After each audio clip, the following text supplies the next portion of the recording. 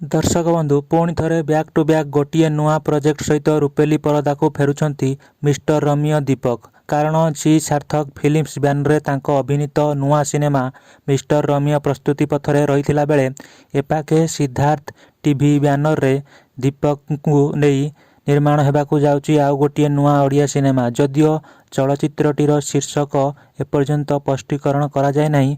चलचित्रटी रे दीपक अपोजिट्रे दुई जन नायिका दिव्य दिशा एवं पूनम को अभिनय करुथिबार देखिबाकू मिलिबो। सिद्धार्थ टीवीर 42तम अवदान रे आसिबाकू थिबा एही चलचित्रटीर निर्देशना रे निर्देशक हिमांशु परिजा अरब चंडी रहिथिला बेले प्रयोजन रहिचंती एंटरटेनमेंट किंग सीताराम अगराल। अपरपक्षरे चलचित्रटीर समस्त संगीतर दायित्व मेलोडियस म्यूजिक डायरेक्टर बैद्यनाथ दास हाथ में न्यस्त थिला बेले कैमेरा परिचालना साजिଛନ୍ତି कानुचरण नंद। त्रिकोणीय प्रेम कहानी विशिष्ट यही चलचित्र रे दीपक दिव्या एवं पूनम को प्रथम थर एकाठी देखिबे दर्शक।